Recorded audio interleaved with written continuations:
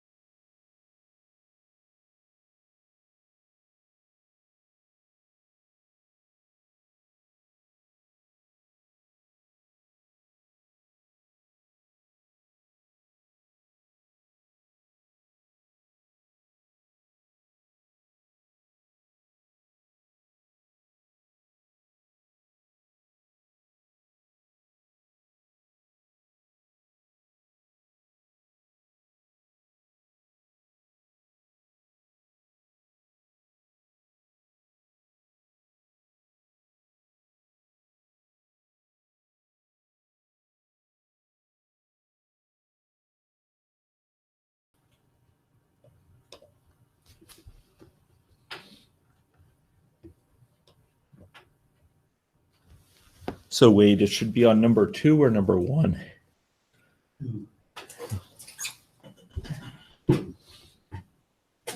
Okay, there we go. Okay, Wade, you're the man. That's great. Okay, terrific. So can people see me online at all? Yeah. Okay. Okay, at least the top of my head. Okay, great. So today, ladies and gentlemen, we will be engaging in some exercises that will build on the discussion we had last time regarding joins within Spark and Scala. I had noted last time that within the context of the Spark system and distributed computing, one typically wants to pursue database joins in a different way than usual. Database joins arise in the case where we have multiple types of information, traditionally normalized as tables. Sometimes a NoSQL database is stored in different ways. And we want to link those tables or other structures according to certain attributes. For example, we want to link up 2 tables, one for people's GPS coordinates over time with another table for their survey responses over time. And we'd link them up according to user and time slot. Okay, so we'd be looking for example, where people were at the time that they answered certain questions, or how much physical activity people were having, or the speed with which they were moving at the same time as they're answering a question. And we would pursue that traditionally through a database join. Now, database joins, if one looks at relational database systems in the client-server context, have traditionally been conducted at the server. Conducted at the server in a way that allows you to issue a query that includes a join, and that join matching between the different tables, which might be assisted traditionally by indices or other components, take place at the server, and the results are then returned to the requester. In the context of very large-scale databases with millions or billions of rows of information, pursuing that sort of matching at the server is counterproductive for several reasons. Number one, the matching of those different tables of the server is best not to occur on a single computational platform. Rather, we'd like to be able to distribute it over a wide set of machines. So rather than occurring on a single machine, even one with several processors, we'd like to distribute it over a larger network whereby the matching could be done more efficiently by breaking it into pieces and distributing it to a farm of machines. Secondly, and very importantly, database servers are at risk of becoming bottlenecks by virtue of the fact that many users may need to perform similar joins. And if the single server is tasked with the responsibility of performing those joins, it may really become a bottleneck to effective performance of the system as a whole. For these reasons and others within Spark, joins are operations that are performed instead in a collective context across many machines. Okay, we perform joins within the context of our code rather than in SQL queries, as is traditional. And we saw last time the basic way in which we perform the join. We can perform a join on two data frames or two data sets, specifying the particular columns that we wish to match. Today, we will be going into this in more detail, but also broaching another important practical point of exploration for us, which has to do with the use of Zeppelin's mechanisms for visualizing information, something that we're going to be tapping into from now on. Okay, so what I'm going to do is go here over to Zeppelin. I'm going to separate this out and go to Zeppelin, and we are going to create a new notebook for today. So those of you who are using the Dockerized Zeppelin, if you want to fire that up and connect to it, I'm going to be going and using a notebook, which I will create for this purpose, and we're going to pursue a set of tasks with it. So I'm going to create a new note here, and this will be called CPT 898 March 6th classroom exercises. Okay, and we're going to go create the note. Okay. Now, I'm dealing with a somewhat smaller screen size here, so we may have to make some accommodations. Okay, I want to remind people before we get started that I'm going to be conducting this exercise building atop a very important thing that we put in place last time. Last time we had put in place an interpreter, you may remember, an interpreter which we had defined to allow us to connect Cassandra and Spark. Those not familiar with it might want to go review the previous lectures materials. But essentially, and I'm going to try to adjust this to a screen size more compatible with mine here. Unfortunately, maximizing it doesn't seem to do that.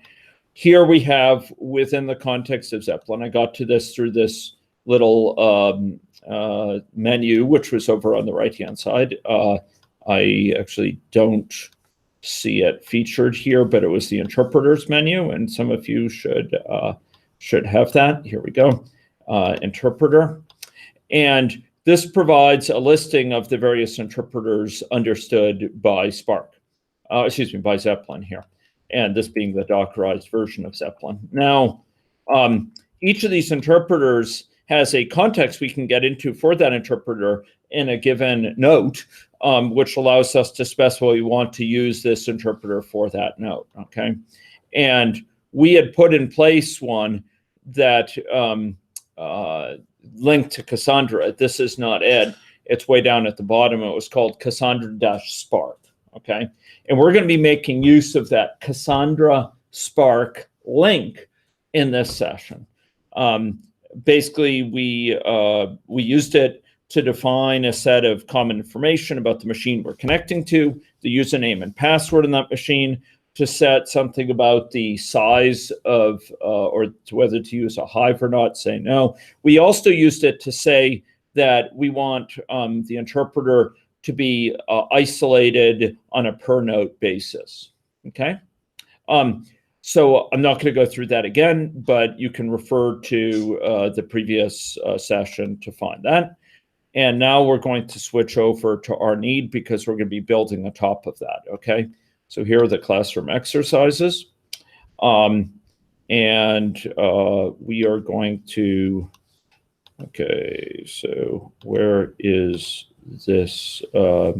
Sure, I'll create a new note. It seems to be having some confusion about that. So this is March 6th classroom exercise 2. Okay. Yeah. Okay. think the screen size is causing problems here. Give me a moment. There we go. Okay, and classroom exercises there. Oh, okay. Maybe I gotta. There we go. Okay. Okay. So the first thing we're going to do is we're going to build atop something we included in that linkage, which told us basically a library to load. We loaded a library through z.load for spark-dep as the interpreter. Here we're going to import one of the library components. So this is com.datastacks.spark.connector. Oops, that's not shouldn't be a slash there. Here, right? Oops, stacks with an X. Okay, so DataStax provides the Spark connector, and here we're just going to import the associated library. Okay, so this set of components is going to be interpreted or can be brought in from a library which is downloaded from Maven. Okay, okay. So why am I not? Sorry.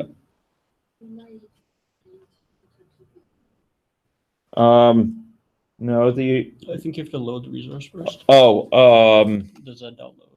Yes, there is, but that should be occurring in the context of the interpreter. Okay, so I welcome these thoughts. Say this again. Yeah. Oh, it's Spark Cassandra rather than Spark as the default. Forgive me, for other contexts, Spark Cassandra has been the default. I guess I just forgot to do it there. Okay, there we go. Okay, so in short, I went up here and I switched, Spark Cassandra to be the defaults. Okay. You have to click it as well. Yeah. Sorry? Click it. Yeah. So it's blue. Okay. And then drag it. And then drag it to the top. Okay. So white means it's not selected, I guess. Okay, there we go. And come on. There we go. Boom. Okay, and here we go. Okay, now it's like it's characterized as default. So we're in okay shape. Okay, here we go. And there we go. Okay, boom. Now Spark Connector declared where the library is found, and it should import it directly by virtue of that. Okay, great. So we're cooking with gas. Okay, next I'd like you to do val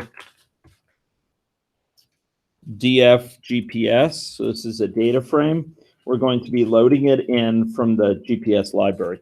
So we do spark.read.format, and we're going to load it in from org.apache.spark.sql.cassandra. This is the format name, org.apache.spark.sql.cassandra. And we're going to set options to specify the key space we want to load. To do that, we're going to say options here. I'd like to put the operator at the beginning. So dot options, and then map. And we're going to map this is constructing a Scala map. Key space is going to map to, using this sort of single arrow thing, Ethica study 73. And next, we want to create a second entry in this dictionary, in this map, which is going to be table maps to GPS. Okay. Next, we're going to say load. Next, we're going to cache it. Cache. Okay. So df-GPS equals spark.read.format. There's this org Apache Spark SQL Cassandra. That's the format. It knows how to read from that format. So it's going to connect to the Cassandra database according to this connector. Next, we're going to use key space table for the study 73, to which you have all been provided access. The table is GPS. It's going to be loaded and cached. The interpreter knows we're connecting to the particular machine with a particular username and password, right? So we should be able to execute this here, and we should be able to get a data frame back. Okay? And it is a data set, but it's a data set of rows. So I've termed it a data frame because in the latest version of Spark, data frames are basically data sets, just without type information that customize them to the particular details of the type. Data sets can be, for example, data sets of person, or data sets of survey response, or data sets of GPS record. In this case, it's a data set of a generic thing called row. So I've termed that by virtue of the fact that data frames are kind of generic data sets on generic categories on rows. I've turned this a data frame, okay? Because it doesn't have type information to do mapping on a type safe basis. That's why I've called it data frame, okay? And it used to be that those two were different. The data frame was a thing called data frame, but now they simply seem to be just data sets of rows, okay? So that's why I've named it that. But the data frame, the DF, is to signal to myself, I can't just do a DF map with something that assumes that the type information is known, because it's not. It's generic rows, okay? So let's go see what its schema is. It doesn't know its schema statically. That is, the code, in interpreting this code, it doesn't know that it's a data frame of something, a person, for example, but it does know it dynamically. We could say print the schema here, and it says, hey, you know, for each row, I know about the user ID, the date, the timestamp, the accuracy, which measures sort of the degree, the width of the uncertainty associated with the measurement, the standard deviation, the standard error associated with the measurement.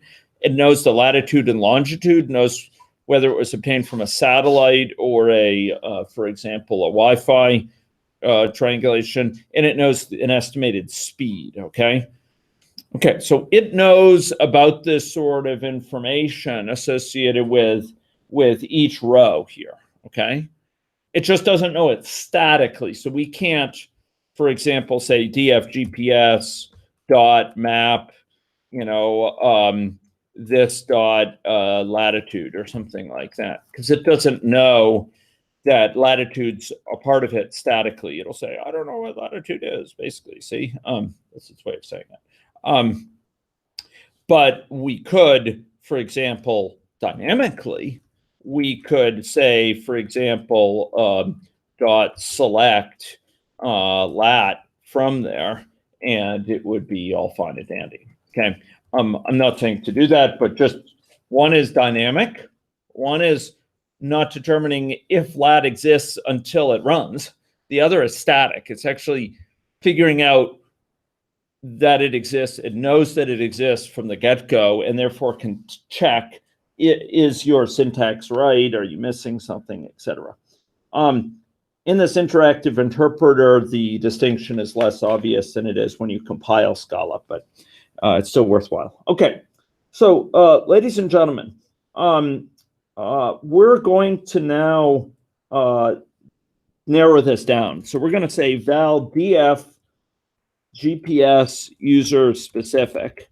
To make this a little bit quicker, we're going to restrict it to a subset of the users. This is a library in Cassandra and Ethica that's been accumulating information for years. Okay, and over the course of years, it's got millions and millions of records. And rather than dealing with all users, we're going to deal with one user. Okay, who happens to be someone in the room with you. Someone who's speaking to the participants remotely, which if you intersect them points to who it is. Okay, so this is user 31. Okay, that's user 231 here. And okay, sorry. Did I say filter? Okay, this should be it should not be. It should be select, not filter. Okay, apologies. Okay. Sorry. This should be triple equals. It's used in this context. Okay, so we're selecting all those records with that user. Okay, came back really fast. We're going to do a few more things here. Okay, and specifically, we're going to be linking up this GPS data on the one hand with survey data on the other. For example, this will allow us to ask, where did someone answer a survey question? Where were they when they answered the survey question? Okay, but the fly in the ointment here is there may not be a GPS measurement at exactly the same time as they've answered the survey. It may be that they answered the survey at 30 seconds, 10:01, and 30 seconds, and the GPS measurement was picked up 10:01 and 25 seconds.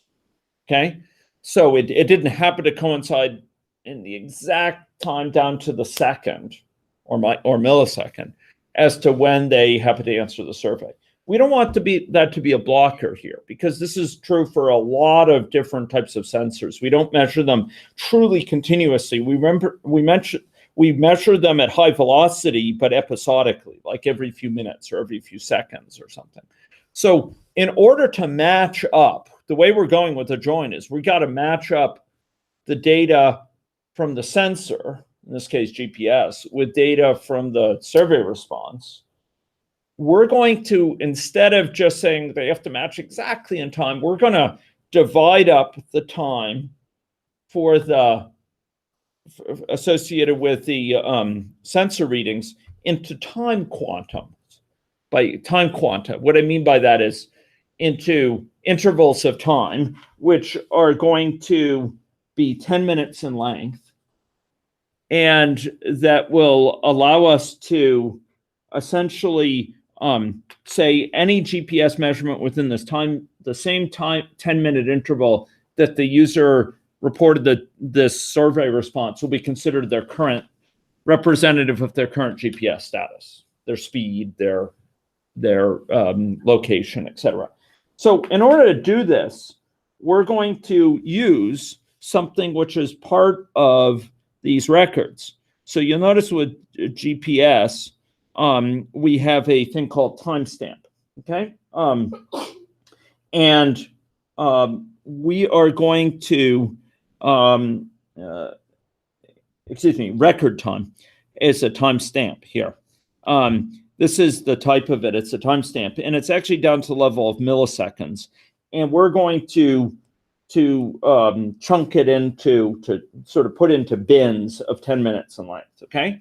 Now, in order to do this, we're going to use a construct we've used before, a UDF, a user-defined function. A UDF lifts functions that we define from operating on values to operating on columns, okay? And so we're going to apply this to the record time column to convert this into another column, which we'll add, which will be called the time slot, okay? Slot connoting a bin. You're either in this slot, or you're in that slot, or you're in that slot. Okay, so here we're going to define the UDF, okay? So time slot from timestamp UDF equals, and this is going to be a user-defined function, and it's going to operate the function we give it to turn it into a user-defined function. The function we're going to give it is something that operates on particular values. It operates on record times, which are timestamps, okay? So this is a function that we're going to give the UDF. Our function is going to operate on particular timestamps, and it's going to lift this function, UDF is going to lift this function to operate on columns. So we're going to take in a timestamp, which is going to be a java.sql.timestamp. Okay. I don't even think we need these. No, we do. Excuse me, because we have to type information right here. So this is a java.sql.timestamp, and this being a function, given such a timestamp called ts, we need to return a value. So we're going to take ts.getTime, okay, and that's going to be a time in milliseconds. So to turn into a time in 10-second blocks, we're going to divide that by a quantity here, okay? And I'll put it down on the next row here, okay? So you can see it. The quantity is going to be, well, it's going to divide by 1,000. That's going to convert it from milliseconds into what? Seconds. But more than that, we're going to divide it into 60-second intervals, which is a minute, and we're going to do it into 10 times that, which will be 10-minute intervals, okay? So we're dividing it by 10 times 60 times 1,000 to convert it from milliseconds, from describing the time in milliseconds to describing the time in a time slot of length 10 minutes. Does that make sense? Okay, so here's our UDF, okay? There we are. It's a user-defined function. This function we gave it works on timestamps. The UDF works on columns. Okay, it can be applied to a whole column at once, which is what we want, because we want to convert a whole column into a corresponding column that's in 10-minute intervals, quantized in 10-minute intervals. Okay, so now let's use that, ladies and gentlemen. Okay, so we're going to define a df time-slotted GPS. I'm going to drop the user-defined, okay? And this is going to be df GPS, df GPS user specific, df GPS user specific. Okay, dot. And you could see we have a large number of choices here. We're going to here say with column. This is how we're going to add a new column. And the column is going to be the column called time slot. And the particular value that we're going to add for this time slot, the contents of that column, guess where we're going to get that from? From the UDF. Time slot from timestamp, okay? So we're going to get them from here. Boom. There we go. And I'll wrap this so you can see it. I know my screen is small, so it can project up there. It can live within the strictures of the projector. Time slot from time. And guess what this needs? This UDF, what do we have to give it? Its job in life is to do what? It's to take in a column of timestamps, and then it returns a column of time slotted values in 10-minute intervals. So we're going to give it a column of timestamps, and that column of timestamps is called, guess what? Record under bar time. This guy here. Do you see that? Record under bar time. Now you may wonder, what's this $sign doing here? The $sign is basically saying, okay, this is a column name, and it's being invoked on this guy here. So we could alternatively have said, if we really want to be specific, we could have said this. But the idea is that often you're operating on the same underlying thing, and so this is just referring to the sort of surrounding context. Okay. Okay. DF time slotted. Oh, mumble. Okay. I forgot the val. Sorry. Here we go. Boom. Cannot resolve record time. Okay. What did I misspell here? Record time. Record time. Okay. record time. Oh, sorry, folks. I did a boo-boo. This should have been filter. Okay. I thought I tried one fix. It didn't work. And then I realized there was another fix that was needed with the triple equals, and I forgot to undo the failed fix. Okay. So it's a DFGPS filter. So we don't want to select. We don't just want to select a certain thing from that. We actually, it's not like we're selecting a column. We want to filter out those which have this. Does that make sense? And then we are going to apply this here. Boom. Okay, here's our GPS. Okay, and here's our time slotted GPS. Okay, that's our time slotted GPS. And we are going to further narrow it down by using fewer columns, because I don't want to carry around lots of extra columns as baggage.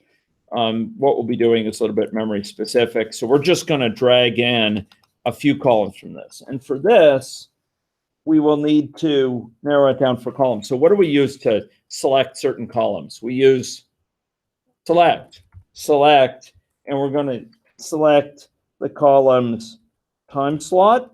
That's the one we just created. User ID. And I will sort of list these out here. Okay. User ID. Next, we will do lat. Next, not long.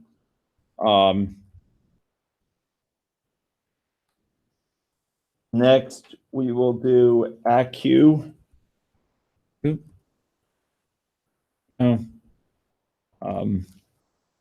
AQ. Next, we will do provider.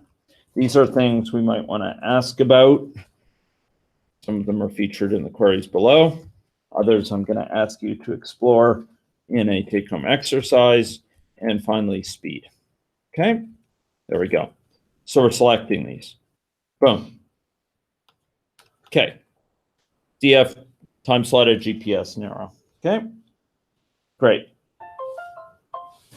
Okay, so you may notice all of this is returning very quickly, right? This is returning quickly. Why is that? It's laziness. It hasn't. Has it actually computed this? No, not yet, right? It actually hasn't gone and done all this. It's just queuing it up to do. It's going to do it when we sure and right need it, which is going to occur later. So when we need it, then it needs to do this. And that should remind you of things like streams, right? Where we can perform a whole series of operations, and it's not till we actually need the value that it actually will go and compute it, right? We need the first 100, so it actually goes and computes it. We tell it, we have a stream of words, and we need to put them in a map according to the word, and so it needs to know if it's already in there, and so it'll perform the operations at that point as much as needed.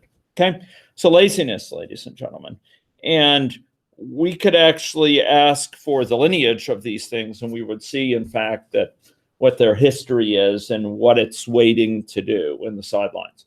This is monadic. It's accumulating that information together with the information that it's going to be eventually deriving. It's accumulating metadata much in the same way that a stream does. Okay, so here's our time slotted GPS narrowed, and we're great with the GPS side.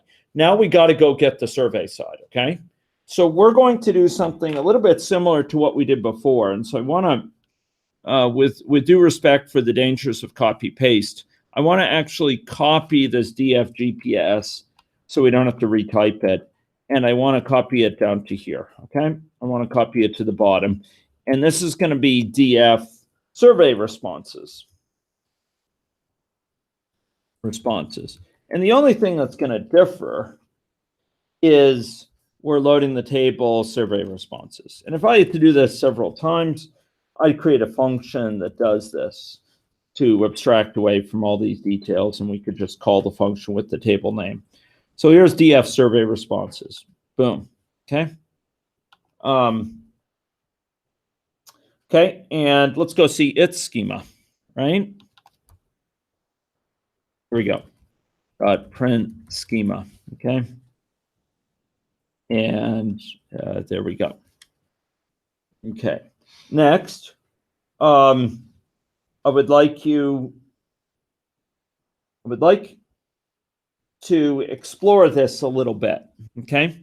These DF survey responses, these contain the user. It contains a record time.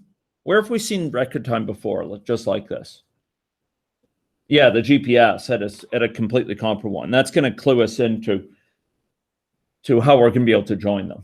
They have certain common elements. But besides that, it is the survey number that we're dealing with, a sub-survey ID, and has some responses. We're going to be dealing with this a lot in quite possibly on Thursday.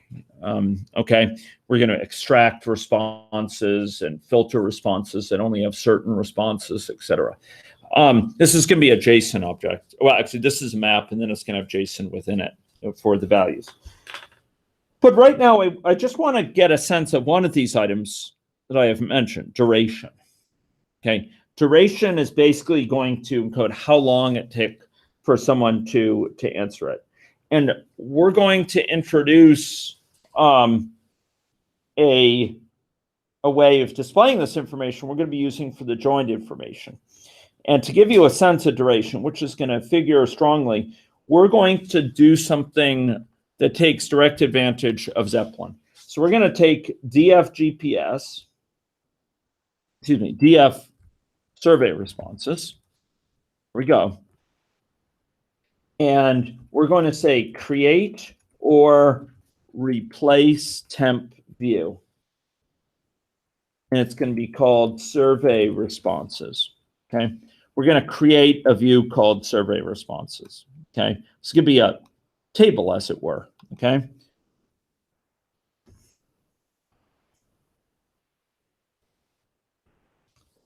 And now, by virtue of that being a table, we're going to use a different interpreter. And the interpreter we're going to use here is the Spark Cassandra link interpreter, but it's going to be its SQL side. So this is the interpreter we created last time. Do you remember that? We're going to use that interpreter to issue some queries. So we're going to do select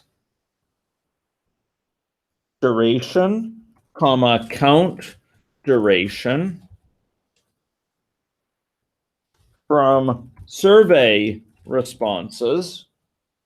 Where did the survey responses come from? We just created it. That's this temporary table we're creating from our data frames. Okay, where duration is greater than or equal to 0, group by duration. I'm doing that so we can count the number of different durations. Okay, so duration will be in minutes for these things where it's greater than 0. And you'll notice it took a little bit of time. Why did it take a little bit of time there? Well, finally, we're forcing it to do some work. It's lazy. We're forcing it here to do some work. Okay, you'll notice it specifies a count. But let's see this in a better way. Let's view this as a bar chart. Okay. Here we have an indication of what? What is this showing me? Anyone? Speak louder. What is that showing? Yeah. Yeah. Yeah, these are durations, ladies and gentlemen, here. In fact, if we go to settings, we can see here, the keys here are duration, the values are count of duration, okay? So the value on the y-axis is the count at a given duration. The x-axis is the duration, okay? And basically, this is displaying the number of responses. Of those responses that were answered, how many were answered immediately, or after 1 minute, or after 2 minutes, 3 minutes, etc.? Do you see that?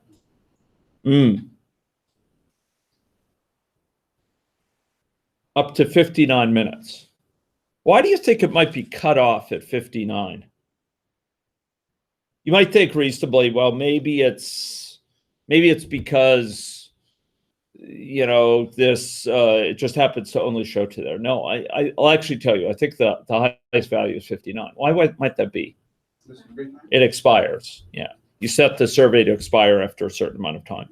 So what you could see, I mean, broadly speaking, if we were to characterize this, the surveys tend to be answered within the first 10 minutes or so. Surveys that are not are quite unlikely to be answered after that, right? Okay.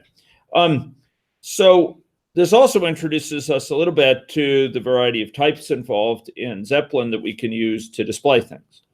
But we're going to be tapping those abilities, but first we want to do some linking, okay? Okay, so next, I am going to go and we're going to join up, right. Here we go, okay. Okay, okay, right. So we're going to be joining up the GPS with the okay, maybe we'll do this one first, just along those same lines. We'll do val response category, UDF. We're going to classify surveys here into one of three categories. Are they answered, are they expired, or are they canceled? Okay, this is going to be a UDF, a user-defined function. And this function is going to take in a duration, which is, if you look up there, an integer. Here we go. You see duration integer? So this function that we'd use to operate on each value would take in a duration,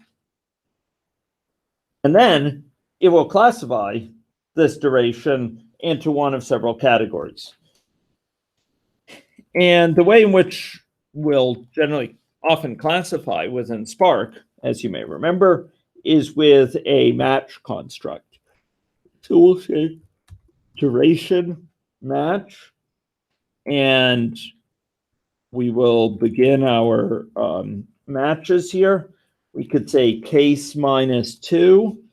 If the value of duration is -2, it's canceled. Okay.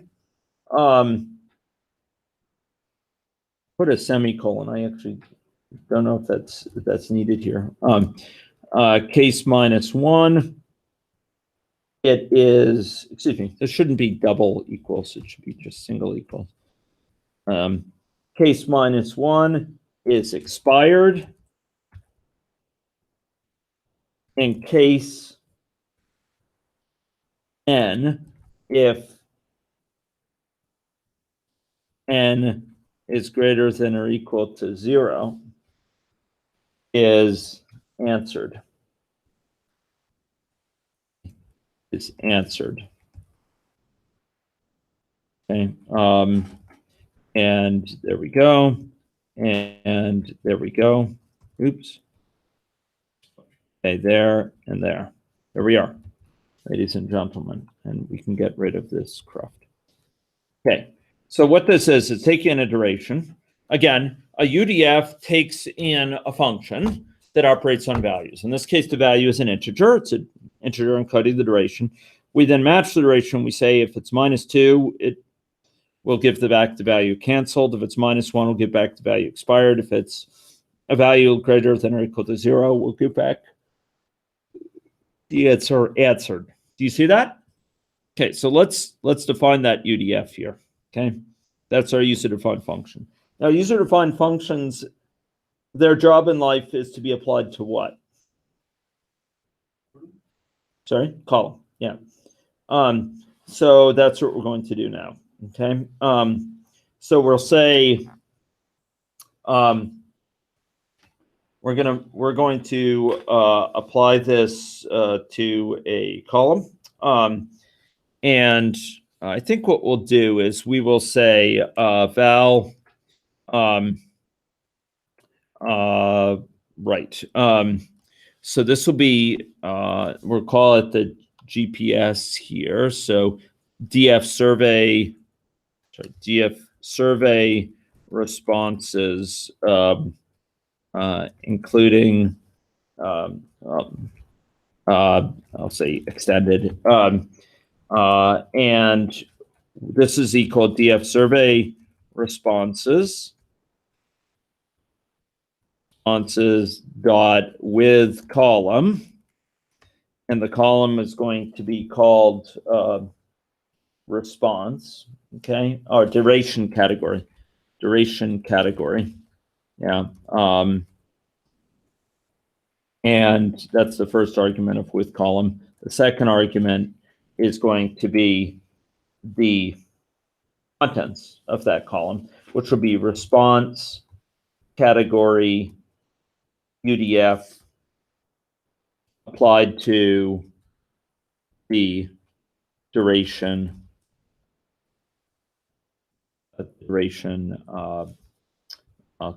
column.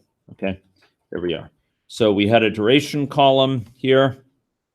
We're going to apply the UDF we just defined, which is going to classify those durations into categories, and we'll add it to something called duration category.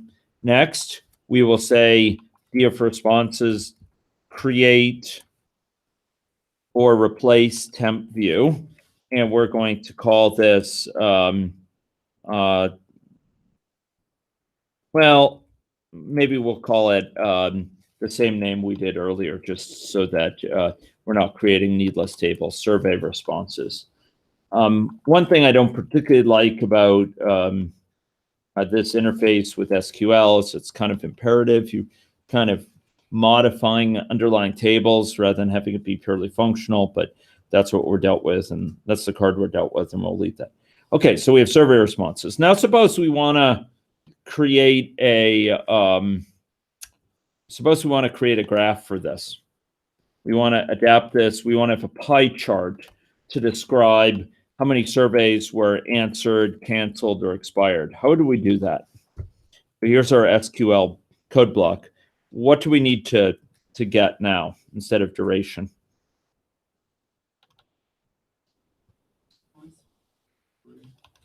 Yeah, and it's actually called, we added a column called duration category, which I should have done lowercase, but there we are. From survey responses, and we'll group by duration category. Okay.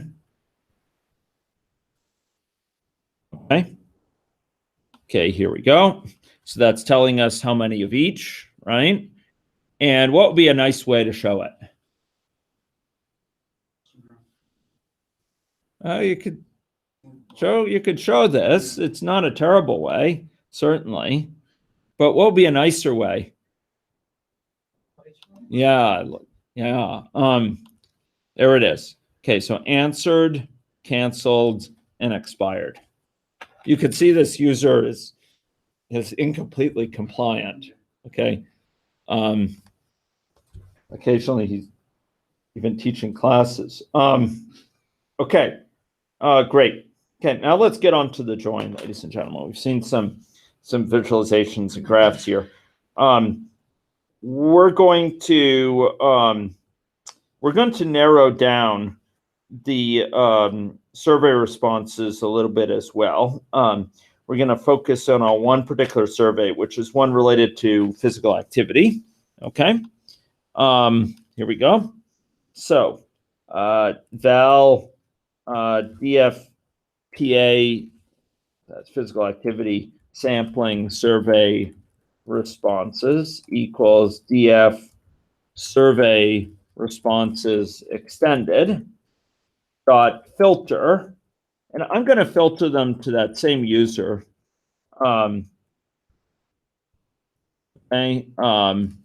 We don't have to do this, but it's not a bad idea just to limit our troubles.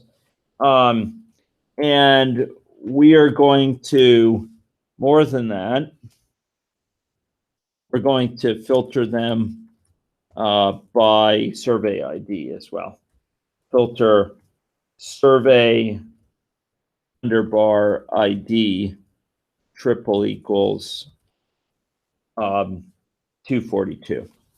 I just happen to know it's a defined survey ID. Okay. Notice the triple equals there for testing equality at the column level, because we're really testing the equality of this column against this other column. Okay, a constant column. Okay. Next.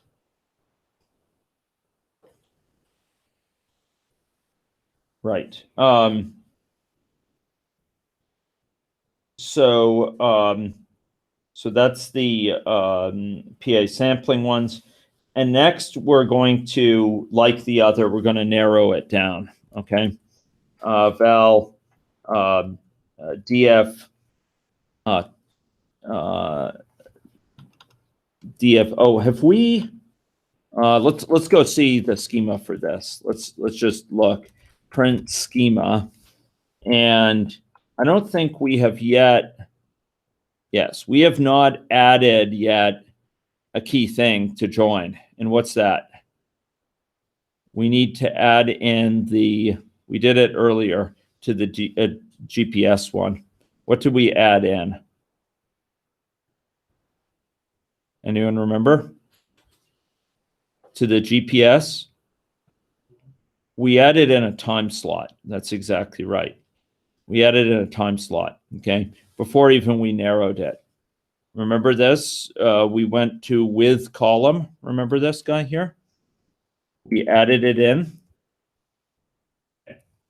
So I'm going to just copy that down so that we can use this, so that we want to be able to join on user ID and time slot.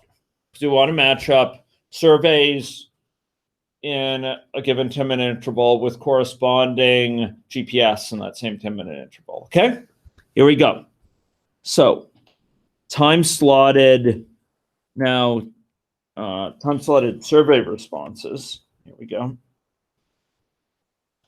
Okay, so this is going to be DF time slotted survey responses is going to equal the PA survey responses here that we got, and then doing with column and applying it to record time here.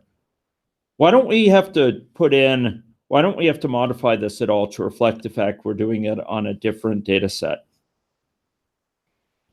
Well, because this guy knows the context. The $ means it's applied to this thing here. Okay.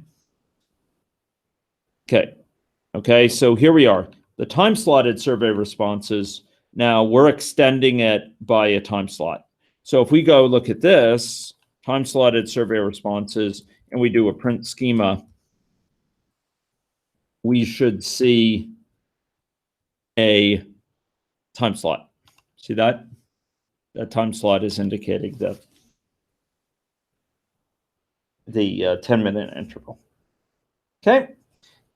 Finally, we're going to narrow it down. We're going to do val DF time slotted responses narrowed. Okay.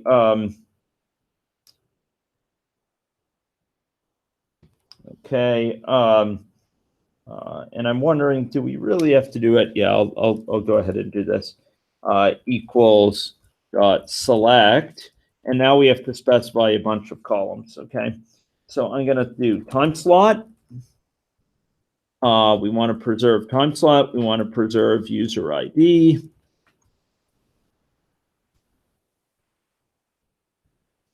User ID. We want to preserve duration. We want to preserve resps, the responses, and the response category. Response category. There we go. Okay. Select this. Oh, okay. Couldn't find response category as, oh, we called it duration category. Sorry. Duration category. Okay, I have to keep track of that. Okay. Duration category. Okay. Great. Next. Now we're going to do the join. Now we have all the pieces in place. We're going to be able to match on time slot and user ID. So we're going to define val. We're going to define a val that is going to be equal to a join as performed on these two elements. Okay, so I'd like you to do val joined survey GPS equals, and we're going to join together two things. The first is the GPS one that we were operating with earlier up here. It was this guy time slotted GPS narrow. We want the time slots for sure, and we want the one with fewer elements. Okay. Next, we're going to join it. So we do join. This is part of the middleware provided for support for joins. We want to join it to this guy narrowed, the time slotted version of this guy narrowed. And that's the first argument for join. The second argument for join is going to specify the columns. And you say using columns equals list of user ID, comma, and then time slot. What are these two? Why am I listing those explicitly? Anyone? What's that? Oops. List. Mumble. Capital L. Sorry. This is Scala list. List. Okay. Why are these two significant? Why am I restricting it to this? Or what does it mean to join on those columns? Yeah, those are the keys by which it's matching, right? So we have one table conceptually that consists of a bunch of GPS information, but it also includes user and time slot. So it's saying for this user at this 10-minute time slot, these are the GPS values, okay? And we want to join that to a similar thing for the survey responses, okay? Where every survey response is placed into a time slot. Now, we haven't aggregated yet over to those time slots. We haven't aggregated up to 10-minute intervals. But what we have done is marked everything according to the 10-minute intervals so we can match things up, okay? Here we go. Boom.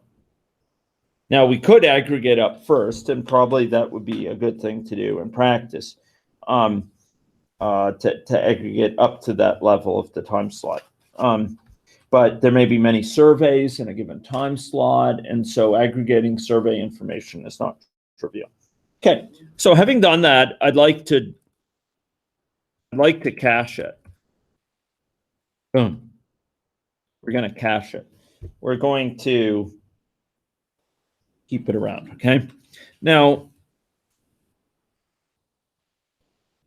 if we go and, oops, debug, is it debug string? I get a mumble.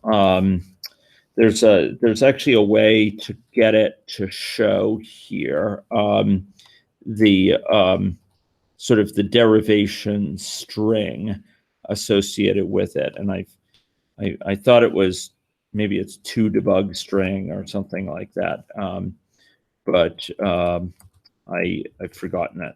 If anyone happens to have that handy, I'd value that.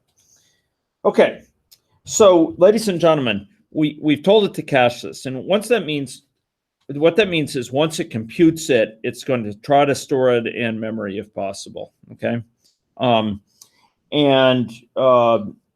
the first time it will compute it, it'll require some work. It'll require a considerable amount of work trying to match these things up. So let's get it going. Okay, maybe what we'll do is we will do the following. We're going to say joined survey GPS, okay, dot group by provider and response category and count. What is this going to give us? It's going to give the count of them. Oops. Okay, response duration category. Sorry, I think I heard some mumbling saying that. Duration category. There we go. Okay. This is going to be a count. Now you'll notice it happily said that. It said it's a data frame. Val count df provider duration count, okay, equals this. Happily coming along. Why is it so quick again? Lazy. It hasn't performed it yet. No, it's not. It hasn't actually done it yet. It will cache it when it's done, but it hasn't done it yet. So let's get it to do it. Ready? You ready? Okay, here we go. This is going to take a little bit of time. So you could see it's doing the work. What is it doing right now? It's matching. It's spending most of its time matching these survey times up with corresponding GPS times, right? There's equivalents for right joins, left joins, so that we can capture different information here. Here we've done an inner join, which means that a lot of the GPS information is thrown away, right? Because it doesn't happen to match survey times. Yeah. So it's performing a fair bit of work here, but fundamentally, it's doing the computation, and it's going to show the counts of context for different providers, such as whether things are being measured with satellites or being measured via some sort of, I think this is sort of a sensor fusion. These would be predominantly indoor ones here. I think GPS would be outdoor a lot, etc. Okay, but you can get some GPS indoor. Okay, so ladies and gentlemen, yours are probably still computing. Is that right? Yeah. Okay. What percent are you at now? Just so I can. 2. Oh. Okay. Should I go get some coffee or maybe get everyone coffee? Okay. Is this still creeping along? Okay. Okay. Well, we're cooking with gas. Okay, ladies and gentlemen. Anyone want to grep to debug string or there's maybe I will find that out for you folks here. Pardon me for just a second, and I will find for this Spark the sort of way of directly showing lineage here. Okay. Okay. Right. And here we go. Okay. So the join is one of the more expensive operations. It's being performed, if possible, in memory in a way that allows allows faster matching than would be required if it were constantly going to disk, for sure. And as such, it can be, yeah. So, oh, I know. Okay, it should have been to debug string. That appears to be correct. I'm not sure why it didn't find it for me before. Let's just try this. To debug string. Let's try that. Yep. Okay. Oh. Okay. So. You have to import something. No, I think you might have to do to RDD, to Java RDD. This is interesting. Because let's just try RDD. Yes, RDD dot to debug string. Let's try that. Maybe that. Yes, here it is. Okay. Yeah.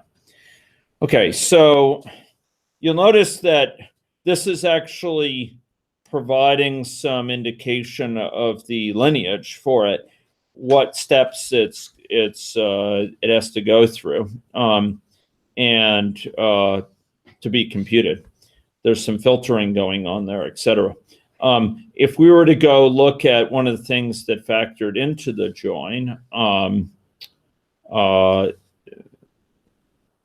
we would find that there's, for example, some filtering taking place according to the user ID. Do you see this? You see this here? It's doing the filtering according to the user ID. Here, it's extracting. What do these look like? What does this look like? The columns?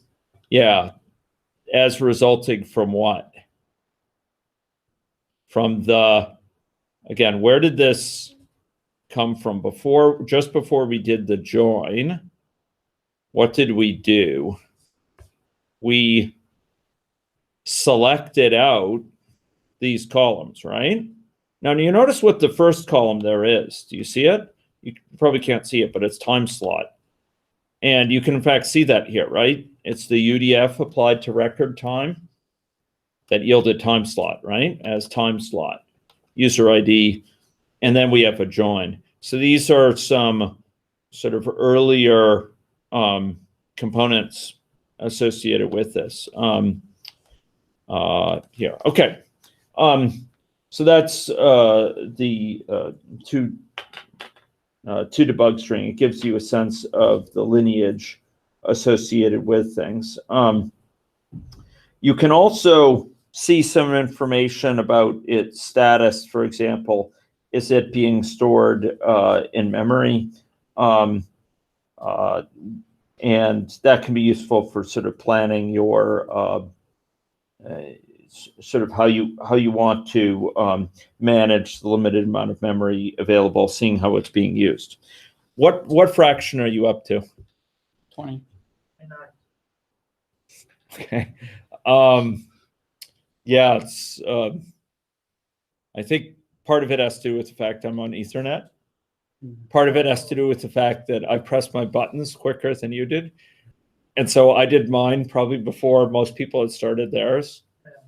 And it was probably retrieving some data from the server as well. That Mostly because of connection? I think it's mostly. Mine's hammering. Is it? I think it may be network bound, not. Oh, okay. So maybe it's drawing in the GPS information, just drawing it in from the server via Wi-Fi. Okay, good to know. I regret not being in a position to help. So let's go back to these instructions. Okay. Memory is my bottleneck. Memory is? Mm-hmm. Oh, is it thrashing? No, not quite. It's getting pretty high. As a immediate process on Mac and Windows inside a virtual machine. Oh, okay. That may add some memory overhead to it. Like But also machine, you only slow down. can specify only half of the machine's memory. also because of the bridge network lost Some performance in the network bandwidth. Yeah. Okay. So maybe what I'm going to do here is continue on to some exercise that you can follow once you are done here. So I am going to go and put in place a mechanism for us to group the durations so that we can have, excuse me, so we're going to be working with accuracy, accuracy data, and I'm going to put in some grouping places, a grouping mechanism for that. So I'm going to define a UDF. This is going to be called accuracy bin UDF. You can actually type this while you're doing this. We might as well get some typing going. Accuracy bin UDF. This is going to be a UDF of a function. And the function's job in life is going to be to take accuracy and bin it, okay? To bin it up into a set of possible categories. Now, accuracy is going to be defined, if you look at GPS, way back up here, accuracy is defined as a double precision value, okay? So we're going to need to work with double precision values in a quantized way. Now, there's several ways to do this. Before I define that, I'll just show you something. So one thing that's quite useful is a Scala function called round, okay? Now, I think this may need to be imported, and I'll have to check. But round, for example, allows you to take a value, okay? Here, okay. Oh, it's using that round, okay? Yes. Okay, so math scala.math.round, I think it is, but I think it's with a capital M here. Let me just check this. You folks don't have to do this here, but I'll just okay, there we go. So round, despite its name, what it's really performing is a it's rounding it to the nearest integer, okay? There's also a floor, as I recall, which takes it down to the next lowest double value, okay? Whereas round will turn it into an integer, okay? So if we did round, for example, of 11.7, it would round it up to 12, but that's as a long, right? So what we're going to do is compound them. We're going to have a floor that's going to, the floor of a value, the largest integer that's less than or equal to that value. And we will then further perform a round on that, okay? Something along these lines. What this is going to allow us to do is to round down and also convert it to a long value, okay? Rather than leaving it as a double. If we only did floor, it will be left as a floating point value, a double here, okay? So we want to convert it into an integer in the form of a long. Okay, so this is what we're going to use. What we'll do now is we'll do val accuracy category or accuracy bin UDF, and this is what this is going to take in is a double precision value called accu by the name of that column, and it's going to return back a, you know, I'm thinking maybe we'll just, for simplicity, we won't actually do it with longs. We'll just do it with doubles. That should be fine for our purposes. So we'll just take the floor of it, and this is going to return back a double. Okay, so this accuracy bin, however, is not going to be defined that simply. It's not just always 11. We're going to take the accuracy and we're going to divide it by to bins of size 10. And then we're going to multiply by 10 on the outside. Okay? So if our value is 25, what will the result be? If our ACU is 25, what will the result of this be? It'll be 20 because we take 25 divided by 10, which is 2.5. We take the floor of it, which is what? 2. And then we multiply it by 10, 20. If we have 39, what would the result be? 30. If we add 31, what would the result be? 30. It'll put it into bins of the nearest sort of multiple of 10. Does that make sense? Okay. How far are you along? Oh, it's finished now. Is it finished for? About 40 seconds ago, yeah. Okay. Okay, are people still waiting for it? Yeah. Okay. Okay. Okay. Appreciate knowing. I've got an old machine which works pretty well. It's decently fast. If you don't mind, it can't project. Okay. Okay. So, ladies and gentlemen, what we're going to do now is to put in place some mechanisms for creating some graphs from the coupled data. So we have this joined survey GPS table.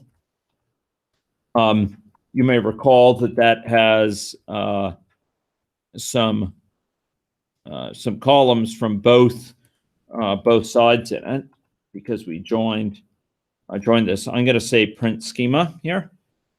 Print schema, and you could see, okay, we have some from duration, speed, provider, ACU, lat, long. Where do those come from? Where do these set come from? GPS. Where do these set come from? This come from the survey, exactly. Okay, so in our final thing here today, what we're going to do is we're going to add on to this join survey thing. Okay. Okay. Okay. It's halfway through that, but okay. We're going to add on. So we'll do val survey GPS extended equals this guy dot with column. Start to see a pattern here. And the column's going to be named accuracy, call it ACU bin for the binned version of accuracy. And guess where its value is going to come from?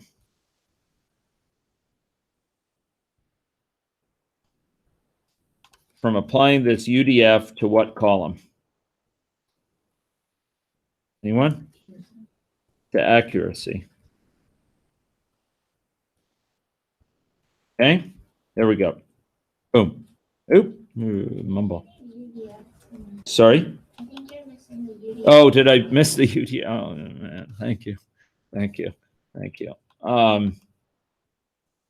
Been a long day already. Okay, here we go. Boom. See that? That's our extended one. So now we have this bin. And now we are going to create a view to view this, okay? Here we go. We will create a view associated with, right. Okay, so we're going to do, is everyone done now? Is it done? the computation? Okay. GPS extended. We're going to do create or replace temp view. Okay. And this is going to be called survey GPS. Okay. That's the table name. And next, we're going to go into Cassandra SQL sort of world here. Here we go. And we're going to go select something from that, okay? So we're going to select, oops, I don't know why it didn't. Just wanted to copy that. Copy, hey, okay, mumble. Oop. Okay, there we go. And here we go, boom. Okay, we're going to select here accu bin, okay, and count of accu bin. Excuse me. We've got to be careful here. Right, yes, count of accu bin. We're going to group by accu bin from this survey GPS, where duration category equals answered. Oops, okay, sorry. This has to be inside of the group by.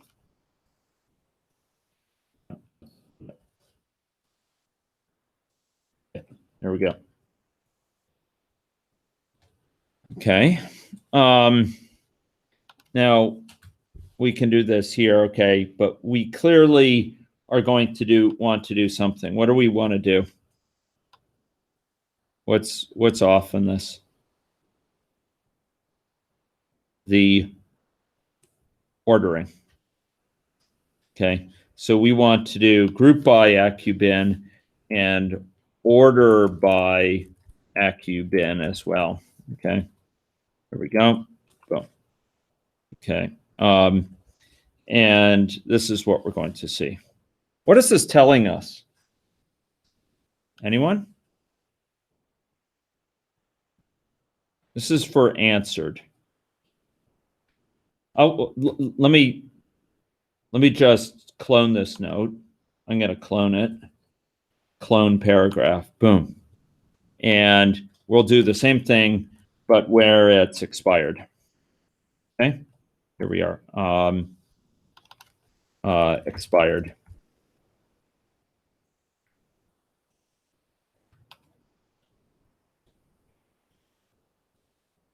Okay.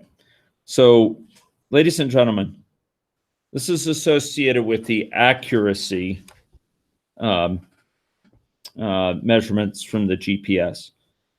What do these graphs represent? They are, begins with an H. Histograms. They're histograms. The x-axis here is what? The accuracy category, right? Yeah. How accurate the measurement was. The y-axis is the count of times where that occurred, right? And what we've shown in each of these is for two cases, expired versus unexpired. This is answered graphs. And you'll notice that there's actually a slight difference between them. Do you see something different between them? I know two notable differences. Broadly speaking, both of them look kind of exponential. They look like exponential distributions. There's a slight difference in the sense that this is not quite exponential. This guy is actually higher than that one. In other words, for cases where it expired, there's a slight predominance of not perfect accuracy, but something less than that. And second of all, interestingly, the tail of this is much more tight. So you get very few after 90, above 90. So in other words, less accurate than 90. Whereas here, there's actually a comparatively long tail, according to that, right? So a key point here is that we are joining things from two different tables. We're joining, on the one hand, something about the GPS context and something about the context with responses, okay? I'd like to just, for breaking here, clone this twice more, and we'll just make one slight change of this that will add to appreciation. So we're going to have two more instances of this, but instead of dealing with the accuracy bin here, we're going to deal with an aspect of speed, okay? So we'll be looking at what was their speed when they answered this. This accuracy actually relates to whether they're indoors or outdoors. If the accuracy is further, is a larger number, it probably means they're indoors. They're not getting very good GPS signal, okay? If the accuracy is smaller, it means there's a smaller value. That indicates they're getting better signal. They're more likely to be indoors, okay?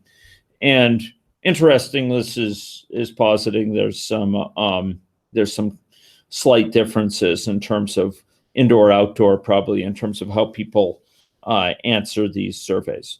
But I want to do something more here. I want to do a similar binning here for this for speed, okay? So here we're binning the accuracy bin. I want to do, and actually I'll just do it as part of this same thing here, dot with column, okay? And there we go, with column. And we're going to have speed bin,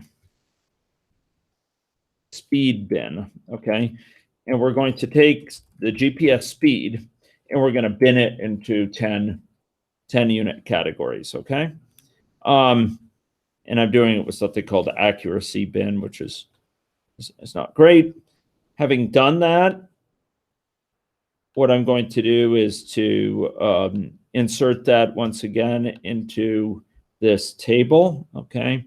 So we're going to introduce it into the survey GPS, just so it has this speed bin name. Next, we'll be modifying two of these to include that. And notice it was my intention to keep these two together. I'm just going to move this up and move it next to its compatriot above. Here we go. Move up. There we go. Boom. Okay. And I'll move these two down. Okay. So we're going to replace this by speed bin and the count by speed bin. Okay. And we're going to group by speed bin and order by it. Speed bin. And there we are. Okay. And we can actually copy this guy directly to this one. All we need to do is expired. Change this to expired. Here we go. Okay. So ladies and gentlemen, this is the situation for speed here. So we are looking here at speed along the x-axis. You can see there's a greater variety of different speeds and different counts there. Here we go, and we'll look at it. Oops, speed bin. So, okay, part of canceled job. Okay, here we go. And once again, we see some differences between these. In the answered case, there's more that are at very high rates of speed, like in the airplane. So this is, I think, kilometers per hour. And here we see almost none at very high rates of speed that are that are expiring. Very, very few cases of that.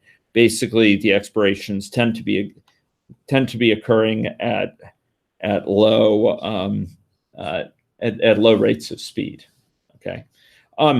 So what we've done here is to link up, on the one hand, survey data with, on the other hand, sensor data, sensor in the form of GPS. We're going to be looking. Okay, give me a second there. Right. We're going to be looking, as far as the take-home exercises, at some extensions to this. I'll be asking you to produce some more graphs, okay, where you explore this more.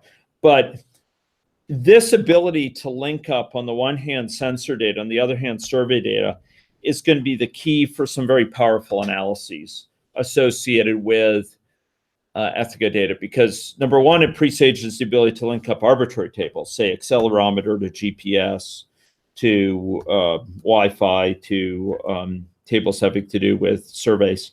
Second of all, it allows for very targeted analyses. So, for example, if anyone has used the Ethica platform administrative interface, you'll know that you may know that it provides a way of asking, for example, to show surveys on a map, survey responses. But it doesn't allow you to do that for the subset of survey responses that answer in this way or that way. It doesn't allow you to do it only for surveys that are answered, or just those where it expired or were canceled. It doesn't allow you to sort of do it for all cases where the user mentioned these things. And this ability to cross-link them programmatically within Zeppelin will provide us exactly that information. So you'll go through some exercises, which will be a little bit more interesting than these ones in terms of some of their results. And then next time, we're going to go into how do you extract the question answers in detail? How do you extract the way in which they answered this question or that question? And we'll see that it's a little bit different for multi-answer questions versus single-answer questions. But to do that, we're also going to need to add in a library to allow us to manipulate JSON and be able to parse JSON using that library. Okay? That's all for today. Thank you very much. And I'll look forward to seeing you on Thursday. I'll be posting tonight, is my plan to post an exercise for this. Okay? Thank you.